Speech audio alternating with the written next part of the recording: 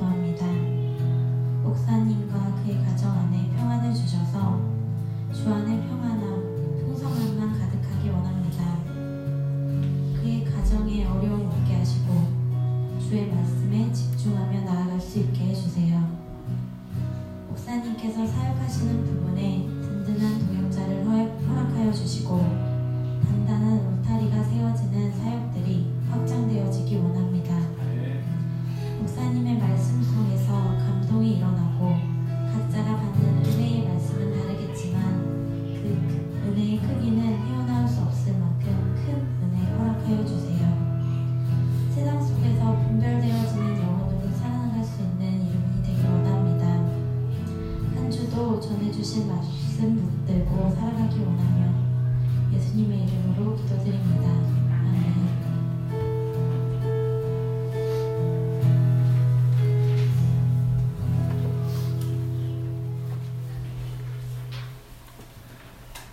할렐루야. 네, 잠시 광고 올리도록 합니다.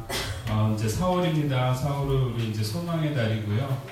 부활하신 예수님을 기대하고 소망하는 한 달이기도 하죠. 작년에는 우리가 3월 달에 부활절이 있었는데 이번에는 4월 달에 부활절이 있습니다. 그래서 이번 주가 아닌 다음 주는 고난 주간으로 이제 진행지게 됩니다. 그래서 14일부터는 저희들이 미디어 금식도 들어가고 그 다음에 각기 여러분들마다 금식하실 수 있는 분들은 금식하시면서 고난에 함께 참여해 나가는, 고난에 참여할 때에 4월 20일 셋째 주가 부활주일입니다. 부활의 기쁨을 만끽할 수 있는 이유가 되는 겁니다. 아시겠죠? 그래서 우리가 4월 달을 소망의 달로 한 달 동안은 우리가 살아가면서 예수님 생각하면서 가는 겁니다.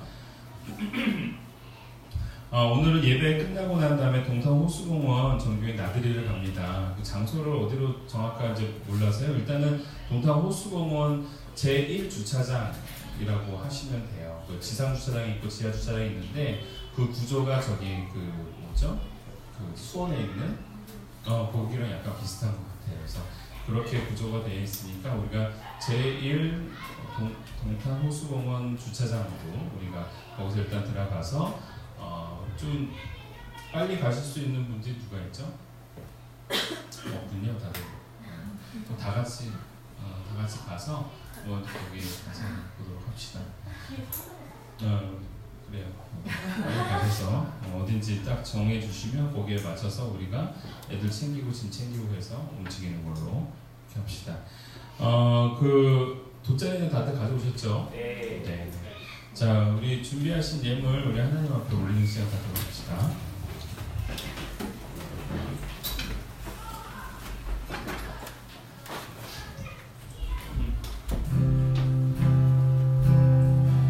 우리에게 소원이 하나인데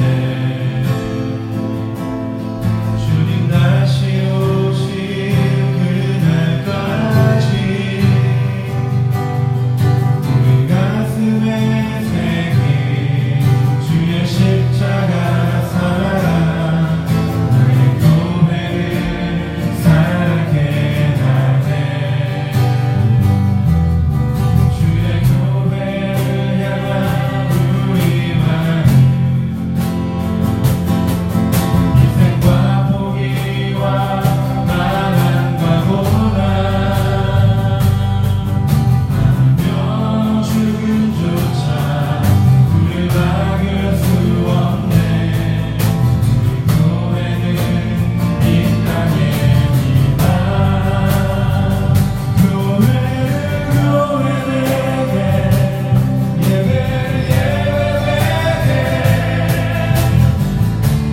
우리 사용하소서 진정한 부흥의 날 오늘 임하도록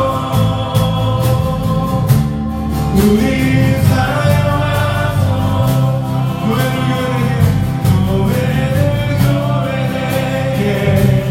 교회되게 우리 사용하소서 진정한 부흥의 날 오늘 임하도록 우리 사용하소서 사랑해 주님 감사드립니다.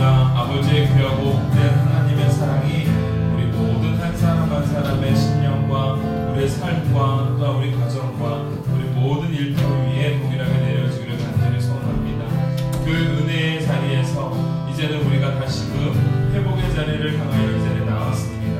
하나님, 우리가 더욱더 큰 은혜와 회복을 누리고 이번 한 주간을 또한 새로운 안식의 때로 누려나갈 수 있도록 은혜 내려 주시옵소서.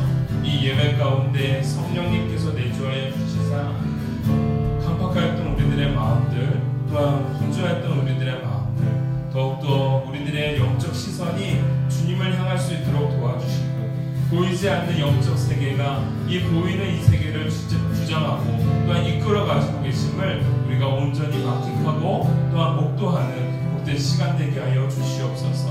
우리가 말씀을 듣습니다. 그 말씀 한 절 한 절이 우리들의 심령 가운데 새겨지게 하여 주시옵고, 또한 주의 뜻대로 순종하며 나아가는, 결단하며 나아가는 우리가 되게 하여 주시옵소서. 감사드리며 사랑 많으신 예수님의 이름으로 기도하옵나이다. 아멘.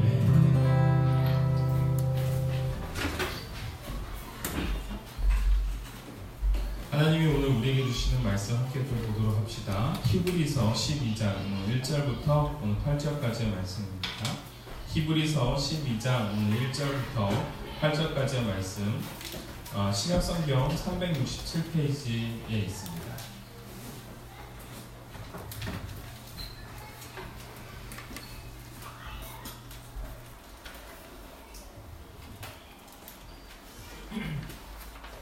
히브리서 12장 오늘 1절부터 8절까지의 말씀, 제가 공독해 올리도록 하겠습니다. 이러므로 우리에게 구름같이 둘러싼 허다한 증인들이 있으니 모든 무거운 것과 얽매이기 쉬운 죄를 벗어버리고 인내로써 우리 앞에 당한 경주를 하며 믿음의 주요 또 온전하게 하시는 이인 예수를 바라보자. 그는 그 앞에 있는 기쁨을 위하여 십자가를 참으사 부끄러움을 개의치 아니하시더니 하나님 보좌 우편에 앉으셨느니라. 너희가 피곤하여 낙심하지 않기 위하여 죄인들이 이같이 자기에게 거역한 일을 참으신 일을 생각하라. 너희가 죄와 싸우되 아직 피 흘리기까지는 대항하지 아니하고 또 아들들에게 권하는 것 같이 너희에게 권면하신 말씀도 잊었도다. 일렀으되 내 아들아, 주의 징계하심을 경히 여기지 말며 그에게 꾸지람을 받을 때에 낙심하지 말라. 주께서 그 사랑하시는 자를 징계하시고 그가 받아들이시는 아들마다 채찍질 하심이라 하였으니 너희가 참음은 징계를 받기 위함이라.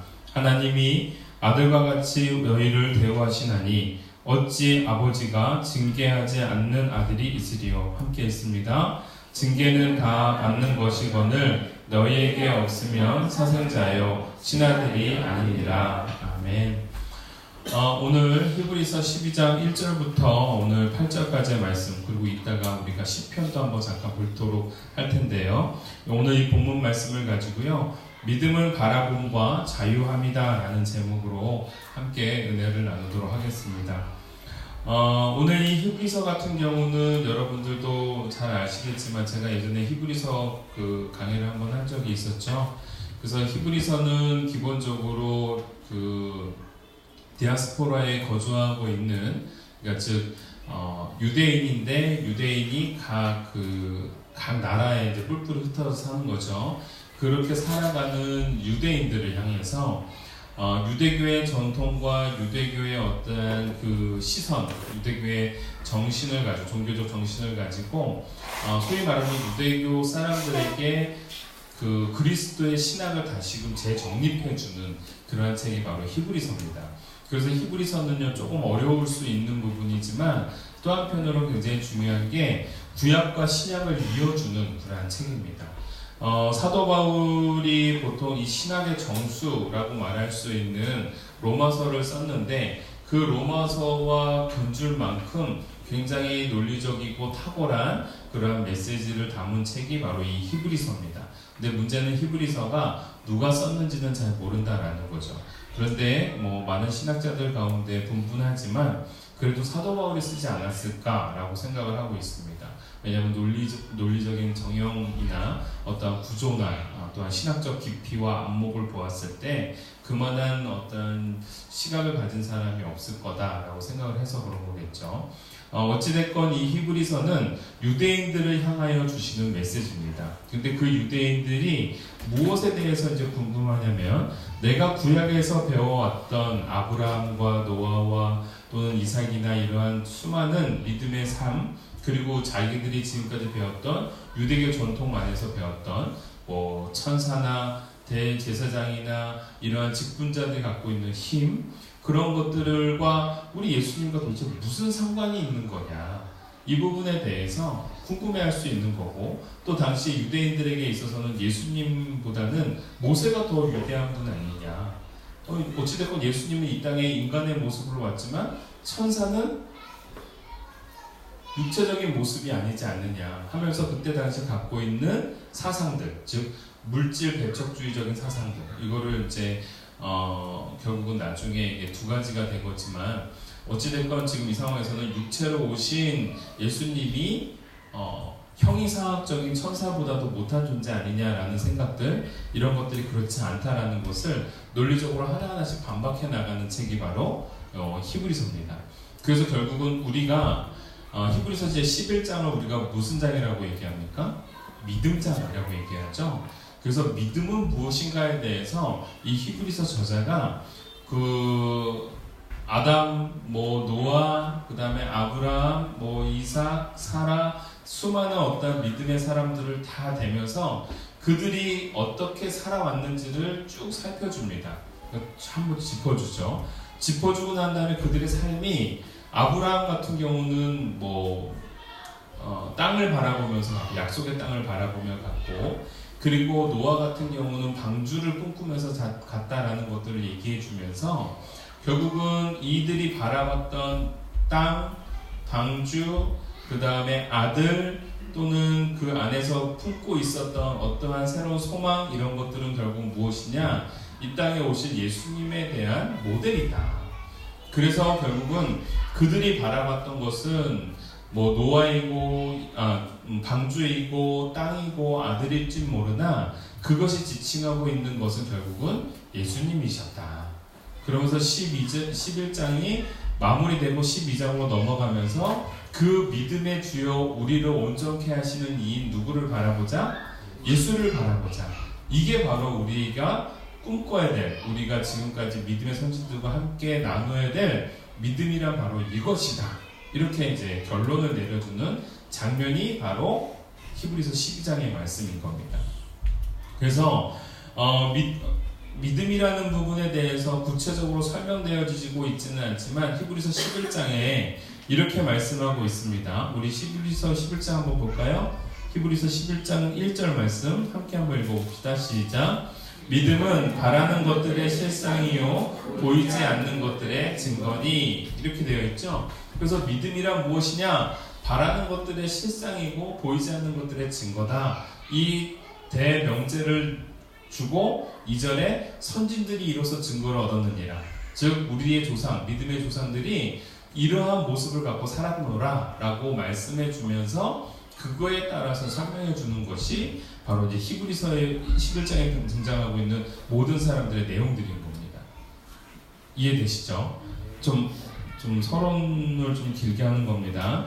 자, 그리고 난 다음에 선진들이 이렇게 바라는 것들을 바라보면서 바라는 것들이 땅이고 바라는 것들이 방주고 바라는 것들이 아들이지만 그 아들과 방주와 땅은 결국 무엇을? 실상이 누구다? 예수님이시다. 이거를 보여주는 겁니다. 이해되시죠? 그래서 그것을 바라보고 살았던 믿음의 선진들이 그러한 삶의 증거를 내놓았듯이, 그리고 12장, 오늘 우리가 읽었던 본문이죠. 12장 보여주세요. 12장 1절 읽습니다. 이러므로 우리에게 구름같이 둘러싼 허다한 증인들이 있으니 모든 무거운 것과 얽매이기 쉬운 죄를 벗어버리고 인내로써 우리 앞에 당한 경주를 하며, 2절이요. 믿음의 주요 또 온전케 하시는 이인 예수를 바라보자. 그는 그 앞에 있는 기쁨을 위하여 십자가를 참으사 부끄러움을 개의치 아니하시더니 하나님 보좌 우편에 앉으셨느니라.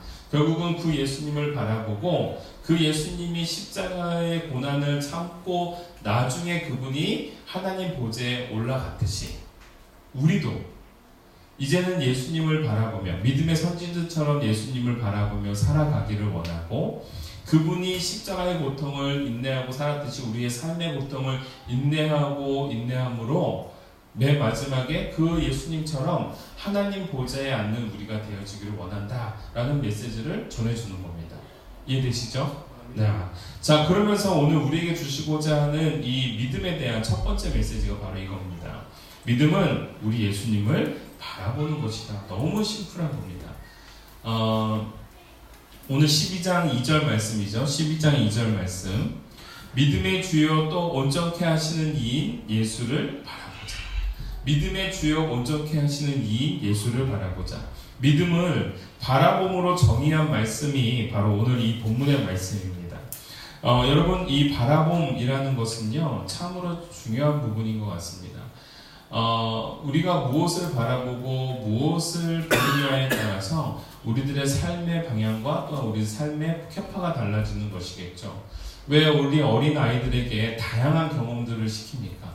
다양한 경험들을 하면서 그들이 보는 것과 그들이 체험하는 것으로 인하여 그들의 생각과 그들의 마음의 지경이 넓혀지는 것이겠죠.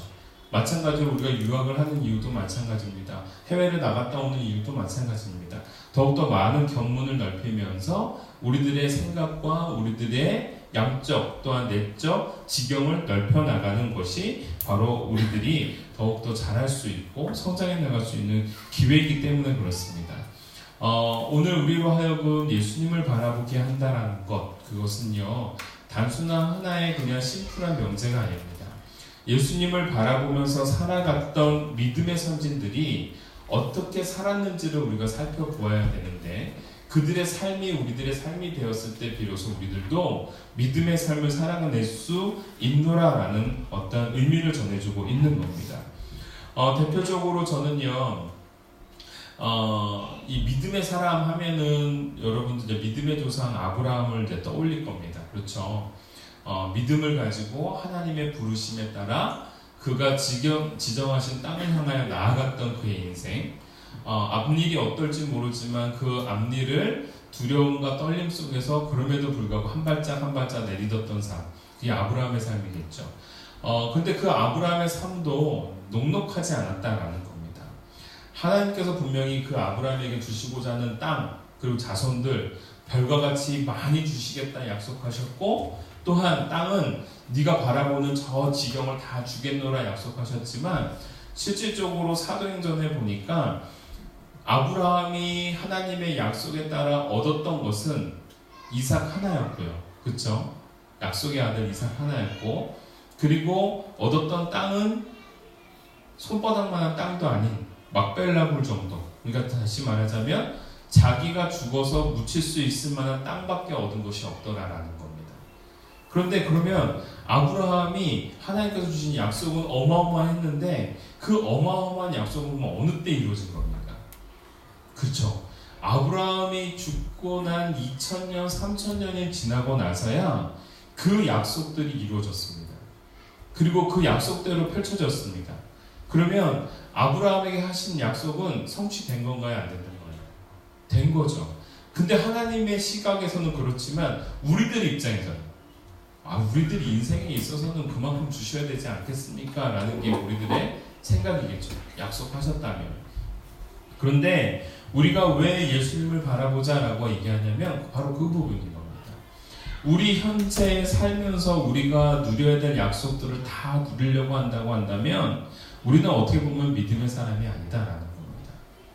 어찌 보면 이 땅에서 다른 세상 사람들이 요구하고 있는 동일한 어떠한 구조, 동일한 성공, 동일한 것들을 기대하고 살아가는 것이 맞지 않겠느냐라는 것이죠. 우리가 어저께 청년부와 같이 성경 공부를 하면서도 제가 그런 얘기를 했습니다. 우리가 이제 그 교사들 교육이었죠. 아이들에게 이제 다다음 주 정도 되면 천국이라는 것을 설명해 줘야 됩니다. 근데 참 천국이라는 것을 설명해 주는 게 쉽지가 않습니다. 왜냐하면 천국이라는 것을 보면 요한계시록에 등장하고 있는 모습을 보면 수많은 보석이 있고요. 수많은 금이 깔려져 있고요. 그래서 그러한 어떠한 너무 완벽한 어떠한 집을 의미해 줍니다.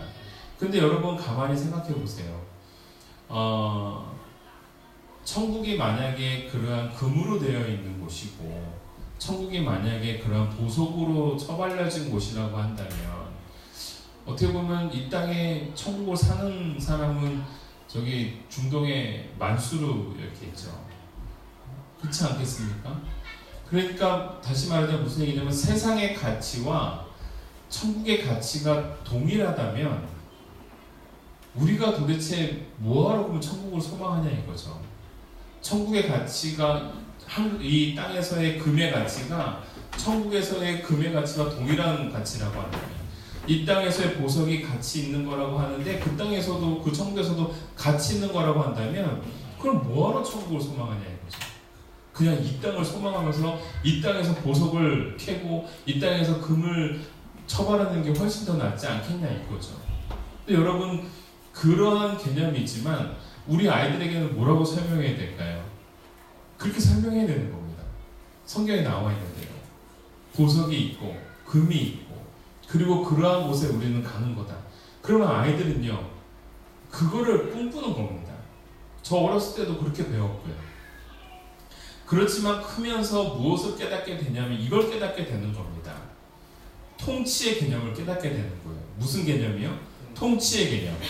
무슨 얘기냐면요, 천국이 너무 아름답고 좋은데 그 아름답고 좋은 그곳에 만약에 나 혼자 있다고 한다면, 그 금으로 칠해져 있는 보석으로 있는 방에 나 혼자 있다고 한다면, 그게 과연 그게 진짜 천국의 모습이겠냐 이거죠. 그곳에 하나님이 임재하고 계시고 하나님의 거룩함 속에서 우리가 함께 공유되어져 나갈 때에 그게 기쁜 것 아니겠는가. 결국은 이 땅의 천국이라 함은 지금 우리 아이들에게 그 천국을 계속 가르쳐주고 있습니다. 천국의 개념, 즉 하나님 나라의 개념은 이미 너희들 마음 가운데 하나님이 계시다. 그래서 너희들의 마음이 이미 하나님의 나라고 천국이다. 이 설명을 해주고 있는 겁니다. 아이들 잘 못 깨달을 겁니다. 뭐 정신없죠. 내 마음속에 있다고 했다가 또 아직 하나님의 나라는 오지 않았다고 했다가 또 나중에 하나님의 나라는 또 천국에 있으니까 또 죽어야 된다라고 얘기하니까 이제 다음 주 되면은 우리 아이들한테 그 얘기해야 되거든요. 너희들이 죽어야 천국을 맛볼 수 있다. 이 얘기를 해줘야 되거든요. 그 애들은 내가 죽어야 돼? 그러면 나 죽기 싫은데 분명히 그럴 거예요. 최준이 분명히 저 죽기 싫은데 분명히 이렇게 얘기할 거예요. 그렇죠? 근데 그 아이들한테 그걸 가르쳐줘야 된다는 거예요. 오늘 우리가 믿음이라는 부분이 바로 그런 겁니다. 믿음이라는 것이 내가 기대하고 소망했던 것, 그래서 우리가 11장 1절에 나와 있던 것처럼 믿음은 바라는 것들의 실상, 그 바라는 것들이 과연 무엇이냐, 내가 꿈꾸고 원하는 것이 바라는 것들이냐, 그것이 이루어졌을 때 그것을 믿음이라고 하느냐, 그게 아니다라는 겁니다. 우리가 바라보는 것, 그것은 바로 이 땅을 살아가면서 천국을 소망하는, 이 땅에 예수님이 나의 주인이 되어주시기를 소망하며 살아가는 것이 그게 바로 진정한 바라봄이다라는 것이죠. 사랑하는 성도 여러분, 오늘 저와 여러분들이 왜 오늘 이 말씀을 우리가 다 깊게 생각을 해야 되냐면 정말 중요한 부분입니다. 믿음이라는 것은 성경 안에서 딱 정의 내려주는 것이 없습니다. 그런데 믿음이라는 것을 가만히 살펴보니까 믿음의 선지들이 이렇게 살아왔단 말이죠. 그러면 우리도 그렇게 살아가기를 소원하는 것이고, 그렇게 살아갈 때 비로소 무엇을 볼 수 있는 거냐면 내 삶 가운데 모진 풍파를 경험하고 인생의 파도가 몰아칠 때에, 내가 밑바닥에 떨어졌을 때에 나의 영혼을 주님을 바라보면서 그 안에서 나를 도우시고 이끄시는 그 하나님을 경험하는 것, 그것이 바로 우리의 삶의 믿음의 삶이다라는 겁니다. 아멘이시죠?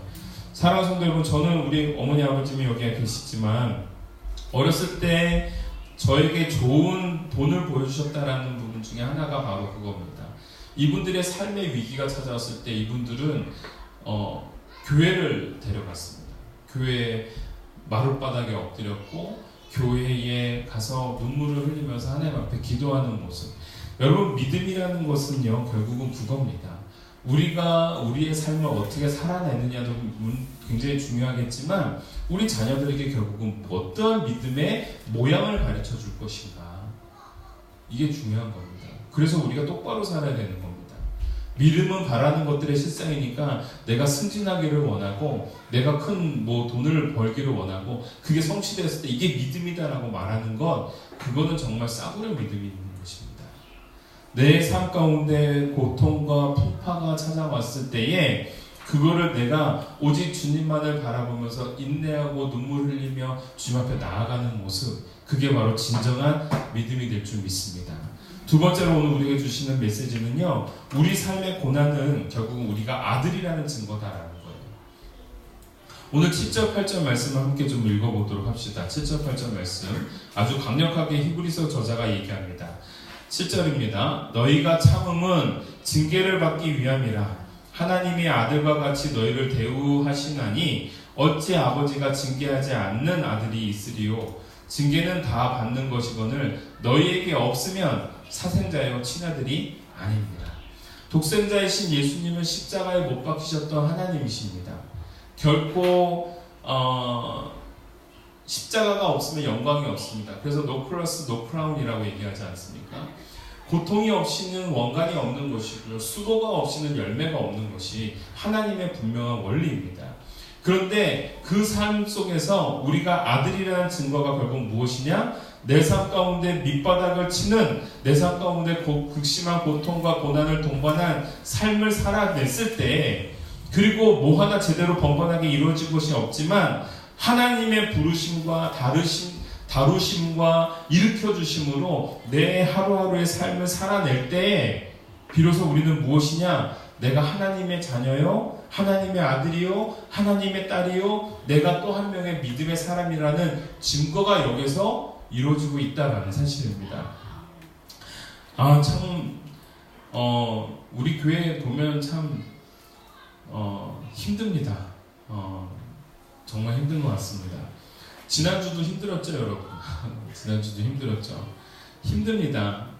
알면서 당해야 되고 알면서 모른 척 해줘야 되는 일들이 여러 가지가 있습니다. 그런데 그럴 때마다 저 역시도 굉장히 큰 번민을 경험하고 갈등을 경험합니다. 우리 지난주에 오셨던 그 사람들 기억나시죠? 저는 압니다. 그분들이 좋은 의도로 오지 않았다라는 것을. 왜냐하면 이미 저는 전화 통화를 할 때에 그 전에 있던 교회가 어느 교회냐고 물어봤거든요. 교회 이름을 대지 못하는 거예요. 제가 여러 번 물어봤습니다. 교회의 이명증서를 가져오셔야 합니다. 이명증서가 뭔지 아세요? 내가 교회로 옮기게 되어지면 내가 이 교회에서 다른 교회로 옮깁니다. 목사님, 제가 이제는 이 교회 교인이 아니라 저쪽 교회 교인이 되는 것을 허락해 주세요. 그래서 허가증인 겁니다. 보통 교회는 이 허가증을 받아야 되는 거예요. 근데 한국 교회가 서로 자기 교회를 세를 불리기 위해서 어느 순간부터는 이 이명증서를 안 받아요. 그러니까 안 받으면 그 교회에 물어봐야 되는 겁니다. 근데 그 대답을 못 하는 거예요. 그럼 저는 알죠. 그러면 좋은 의도로 온 것이 아니구나라는 걸 압니다. 뭔가 도움을 요청을 하거나 뭔가 목적이 있어서 왔구나라는 걸 알게 되는 거죠. 아는데 받아들여야 되는 겁니다. 그게 힘든 겁니다. 근데 그걸 받아들였을 때에 제 마음에서도 굉장히 갈등이 있습니다. 여러분 기억나시죠? 제가 교회에 있을 때마다 한동안 그 노숙인들이 엄청나게 찾아왔었다라는 거 제가 말씀드렸죠. 노숙인들 눈에는 우리 교회가 되게 잘 보이나 봐요. 그래가지고 매번 찾아왔어요. 매번 찾아와가지고 제가 그래서 그때도 얘기했죠. 저를 속이는 것 제가 느껴집니다. 자기가 지금 전주에 사는데 전주로 가야 돼, 수원으로 가야 된다는 거예요. 차비가 없다는 거예요. 어떻게 합니까?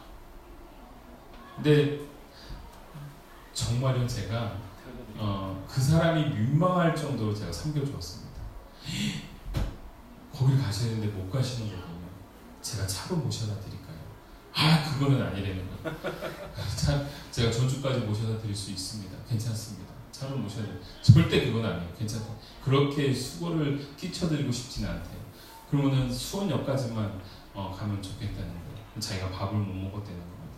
제가 밥 사다가 도시락 사다가 먹여 드리고 그리고 본인이 또 너무 한동안 못 먹어가지고 설사했다고 해서 제가 죽도 사다 드리고 그리고 모셔다가 수원역까지 데려다 드리고 차표 끊어드리고 그래서 제가 차표를 끊어드리고 나면 제가 기다리는 거죠, 같이. 근데 이분이 안절부절 못 하시는 거예요. 이거 연차하다가 이거 타고 들어가야 될 것 같은 상황이 되는 거죠. 그래서 제가 느껴지잖아요. 제가 이쯤 제가 이제 가겠습니다. 했더니 같이 가고 그래서 제가 돌아 나오는데 벌떡 일어나시더라고요. 입찰구로 들어가지 않습니다. 다 압니다. 근데 그렇게 하는 겁니다. 제가 그러면서도 우리 교회 분들에게도 설명을 해드렸죠. 우리가 간혹 안다라는 겁니다. 그리고 속는 거 안다라는 겁니다. 근데 간혹 저는 이런 갈등이 있을 때 너는 나를 속이니까 넌 가 이렇게 말하는 것이 아니라 적어도 우리가 이때에 누구를 바라봐야 되는가, 그건 고민인 겁니다. 사실은 예수님 바라봐야 됩니다. 그래서 그분들이 비록 나를 속인다 하더라도 내가 주님 바라보면서 주님께 대하는 것이다 라고 생각하고 그거에 따른 상급은 누가 받는다? 우리 교회가 받는다 라는 소망으로 저는 하는 겁니다. 여러분들이 많이 불편하셨을 텐데 그래도 같이 마음을 써주셔서 그래도 늘 감사했습니다. 그러한 과정들이 우리 가운데 자꾸 벌어집니다. 그때마다 저 역시도 저 스스로 채찍질하는 겁니다. 히브리서 기자가 바로 우리의 자녀된 증거에 대해서 얘기할 때 그 얘기를 하십니다. 자녀이기 때문에 너희들이 고난이 있는 거고, 자녀이기 때문에 고통이 있는 거고, 자녀이기 때문에 너희들이 그 자리에서 하나님을 부르짖을 수밖에 없는 거다. 여러분, 그러고 보니까 우리 삶에 고난이 없으면 하나님 보기가 참 쉽지가 않더라고요.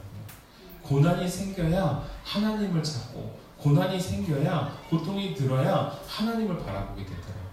그러면서 제가 한 명 떠올리는 인물이 있습니다. 제가 좋아하는 다윗이라는 인물이에요. 시편 62편 말씀 한번 봅시다. 시편 62편입니다.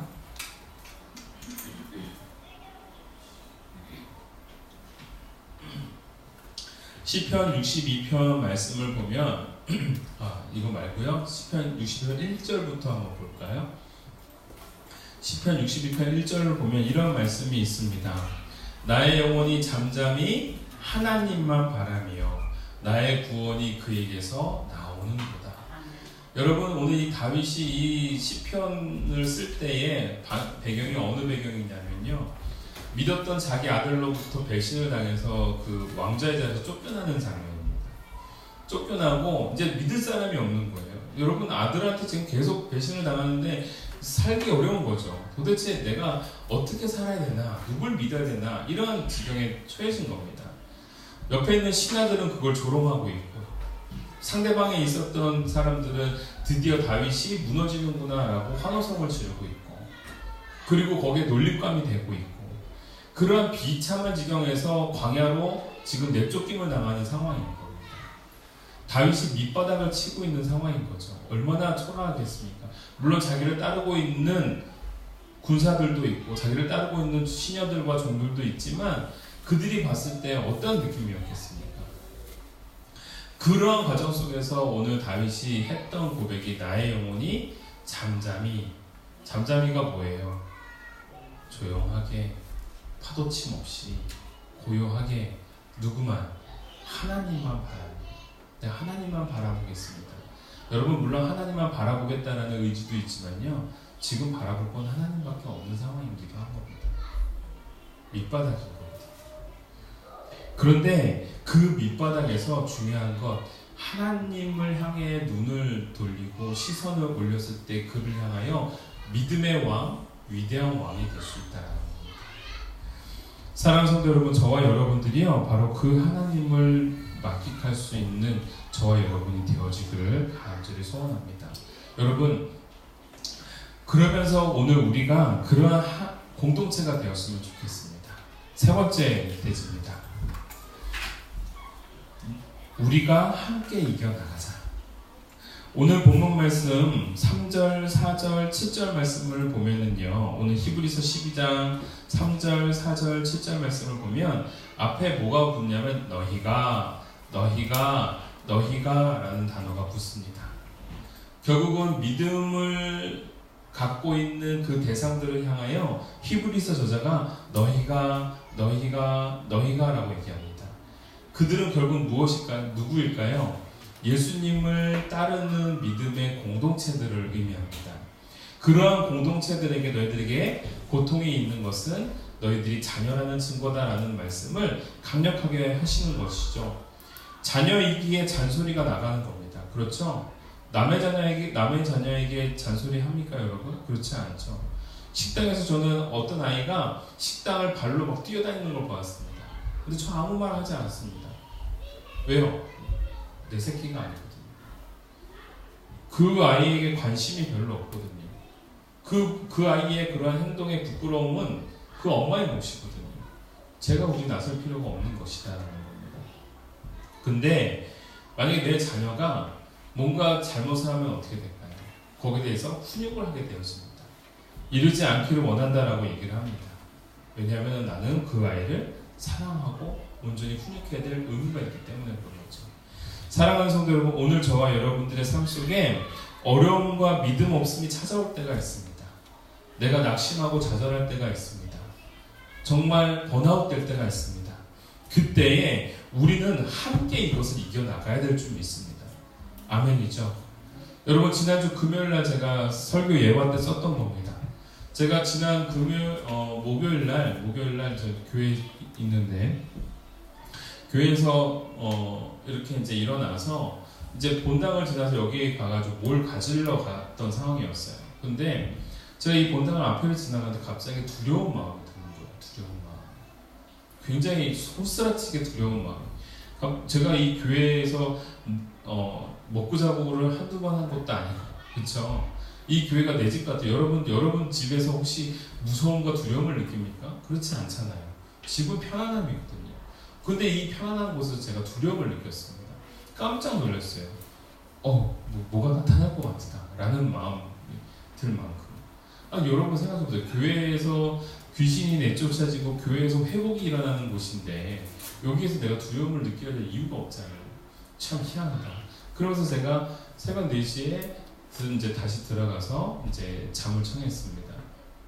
근데 그날 민정 사모가 꿈을 꿨다는 거죠. 꿈에서 그 사단이, 피 흘리는 사단이 자기가 누군가를 데려와서 교회를 들어오려고 하는데 못 들어오게 하더라고요. 못 들어오게. 그래서 그걸 기도를 통해 가지고 이겨내서 이제 교회에 들어오게 됐다. 그리고 이제 정말 좋은 꿈으로 이제 바뀌었다라고 이제 그 고백을 저한테 하는데, 저희가 그 얘기를 듣고 그날 이제 목요일날이었죠. 그러니까 금요일날 제가 설교 때 그 얘기를 하면서 제가 제가 새벽 4시 정도 됐습니다라고 이제 그때 얘기를 했더니 제 민정 사모도 자기가 꿈을 꿨던 시간이 4시였다라는 거예요. 이 교회 앞에서, 십자가 앞에서 그런 사단의 존재가 있었다라는 얘기를 하는 거예요. 제가 경각심이 막 올라가는 거죠. 우리가 지금 영적으로 이게 무기력했구나. 지금 우리가 너무 삶의 염려와 근심으로 모든 걸 다 빼앗겼구나. 지금 영적으로 우리가 뭔가 하나님 앞에 집중되어지는 부분이 없구나. 그게 나뿐만이 아니라 모든 성도가 지금 그런 거구나 라는 생각을 하게 되었습니다.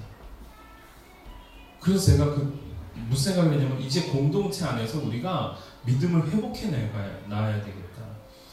나의 믿음뿐만 아니라 여러분들의 믿음도 다시금 채찍질하면서 세워나가야 되겠구나 라는 생각을 하게 되었습니다.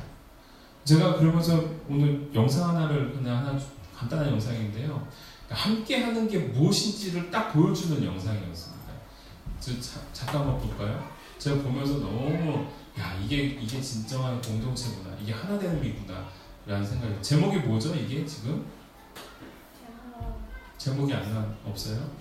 그렇구나. 제목이 제가 저기 네이버 뿜에서 봤는데요. 훈훈한 CCTV. 네? 훈훈한 CCTV. 맞아요. 훈훈한 CCTV. 정말 훈훈합니다. 한 지체가 위기를 경험하게 됐을 때 우리 공동체가 어떻게 해야 되는지를 보여주는 영상입니다. 한번 볼까요? 짧습니다.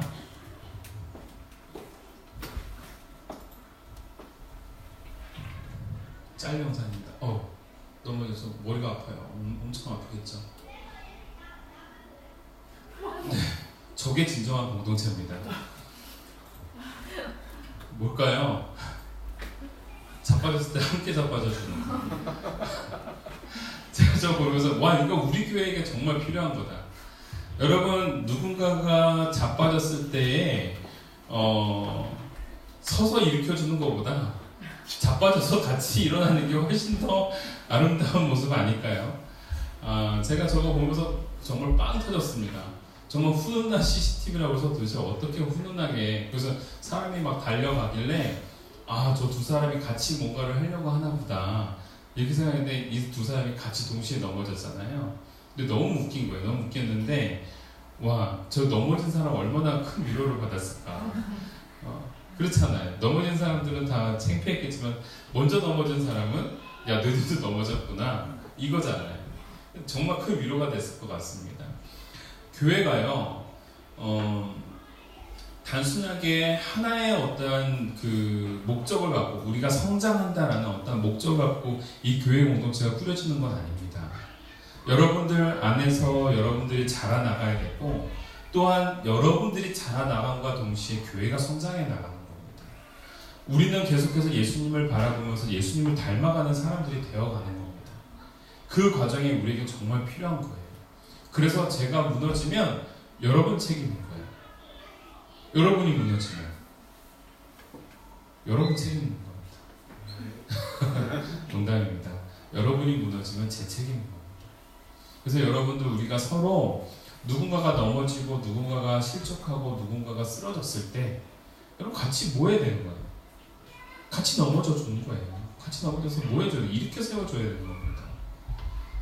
여러분 너 왜 똑바로 안 해?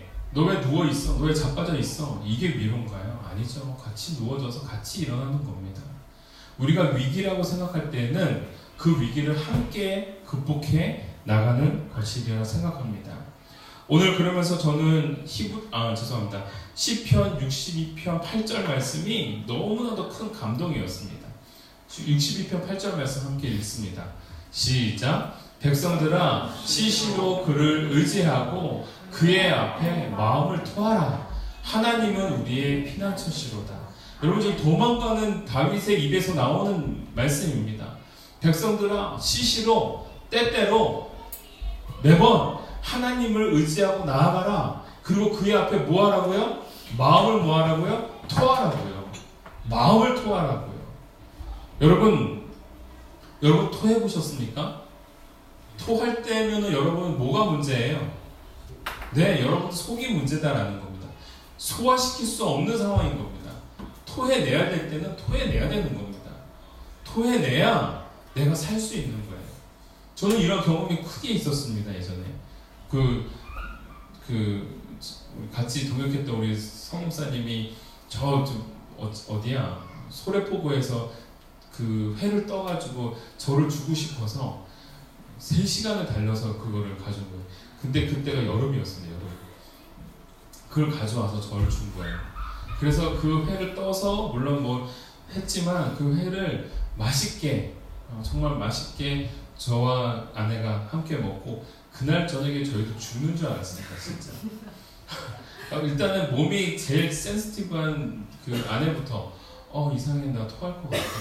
이상해 나 배가 아파. 뭐 이러기 시작하면 본인이 먼저 막 화장실에 가서 막 토하고 막 그러는 거예요. 그래서 야 그러면은 좀 소화제를 먹지. 괜찮아? 그러고 근데 그 1시간 정도 지나고 나면 그 다음에 제가 나도 토할 것 같아. 진짜 새벽 4시까지 막 토하고 죄송합니다. 이게 이제 밥 먹을 텐데 제가 더럽지만 좀 얘기하자면 이게 주체할 수 없이 아래 위로 나오니까요. 나중에 허리가 아프더라고요. 저는 그런 경우 처음에 허리가 막 끊어지듯이 아픈 거예요. 그래서 막 기어서 그러면서 하루 종일 정말 그랬습니다. 근데 그렇게 해야 낫더라고요. 그걸 소화시키려고 소화제를 먹고 막 그랬을 때는 못 견디는 거예요.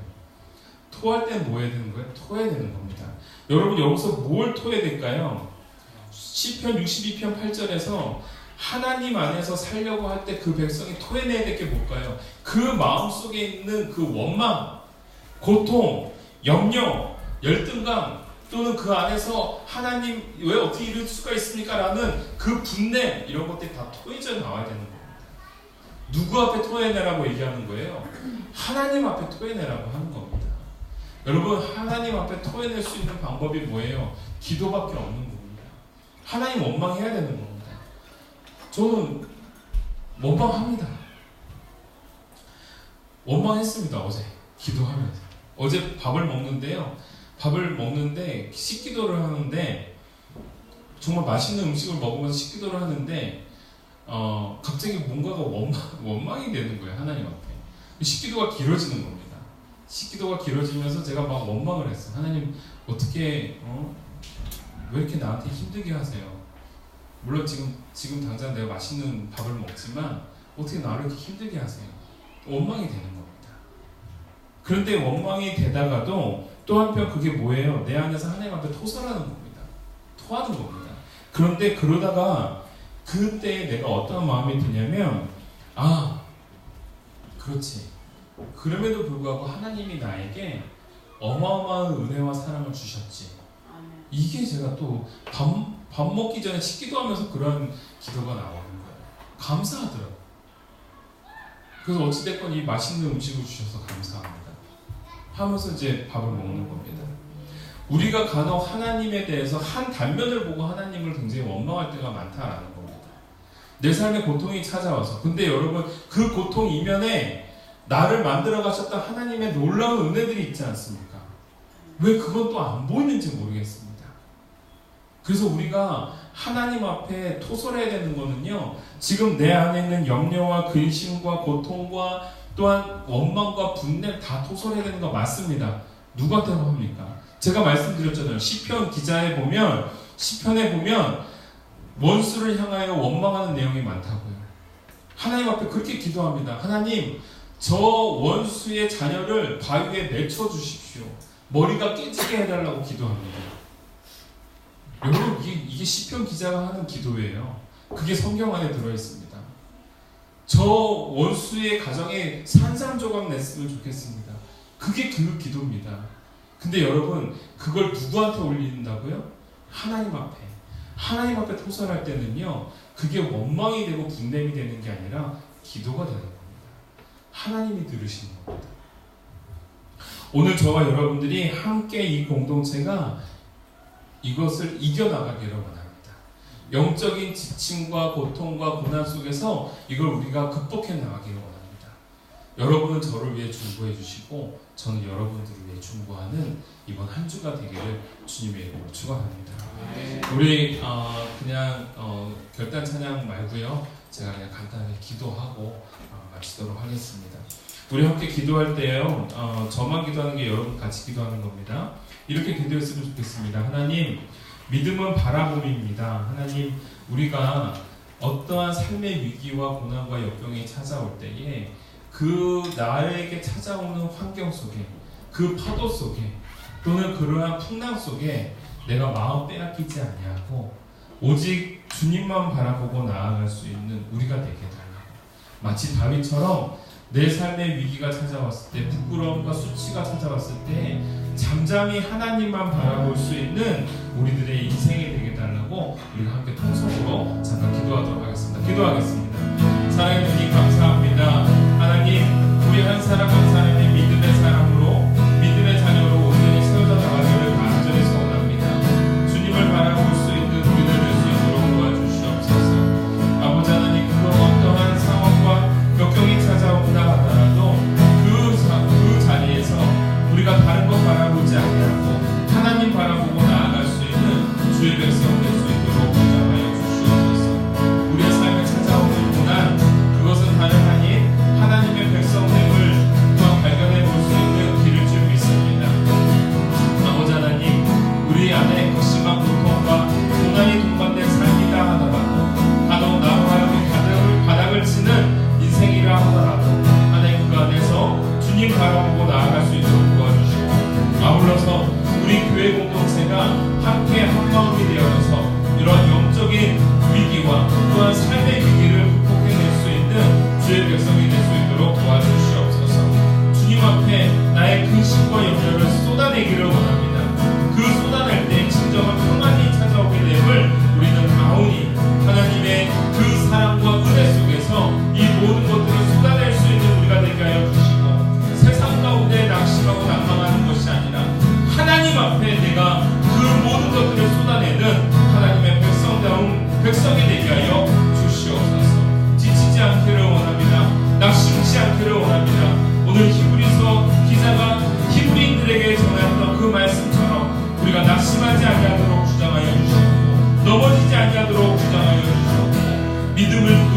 아니하도록 역사하여 주시옵소서. 사랑의 하나님 아버지, 참으로 감사드립니다. 믿음은 바라봄입니다. 하나님, 우리가 어떠한 역경과 상황이 찾아온다 하더라도 내 삶에 찾아오는 환경 속에서 우리들의 시선 빼앗기지 않게 하여 주시고, 다시금 눈을 들어 하나님을 바라볼 수 있는 다윗과 같은 인생 우리가 되게 하여 주시옵소서. 수치가 찾아오고 원망이 찾아오고 내 안에 분노가 찾아오고 또한 근심과 염려로 내 모든 삶이 어그러질 때 우리가 그 안에서 우리가 좌절하고 낙심하는 것이 아니라 온전히 하늘을 우러러봐 온전히 우리의 주인 되시는 예수님을 바라보고 그 걸음을 온전히 걸어나갈 수 있는 믿음의 일꾼들 되게 하여 주시옵소서. 더불어서 하나님, 그럼에도 불구하고 내 안에 정말 소화시킬 수 없는 수많은 것들이 있습니다. 원망도 있고 염려도 있고 열등감도 있고 또한 좌절감도 있고 수치스러움도 있습니다.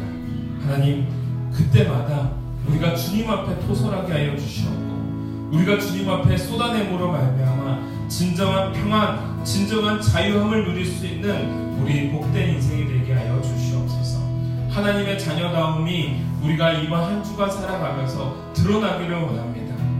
매 순간순간 어려움이 온다 할지라도 그때그때마다 주님 바라보고 예수님 바라보고 믿음의 주여 나를 온전케 하시는 그 예수님을 바라보며 기쁨 믿음의 발걸음을 뛸 수 있는 저희들 될 수 있도록 도와주시옵소서.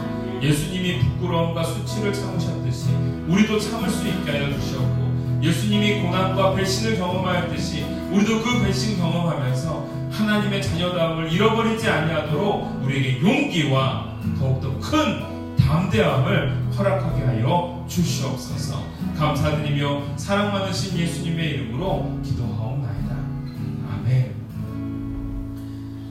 지금은 우리 주 예수 그리스도의 은혜와 극진하신 아버지의 사랑과 성령님의 감화운동 교통하심이 오늘 하나님의 뜻대로 살아가기를 소원하는, 그래야 삶의 수치와 염려와 고난과 수많은 풍랑 속에서 좌절하거나 낙심하는 것이 아니라 나를 온전케 하시는 예수님을 바라보기를 소원하며 결단해 나가는 우리 사랑하는 모든 성도들 위해, 그리고 우리 사랑하는 자녀들 위해 지금으로부터 영원토록 함께 계실지어다.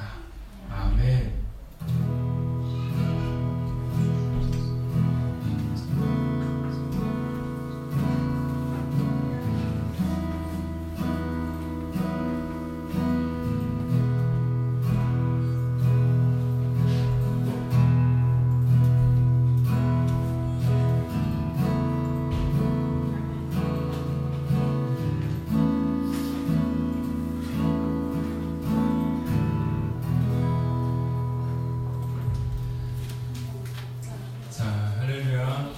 자, 우리 여러분들 이제 예배 끝나고 우리 배고프시죠?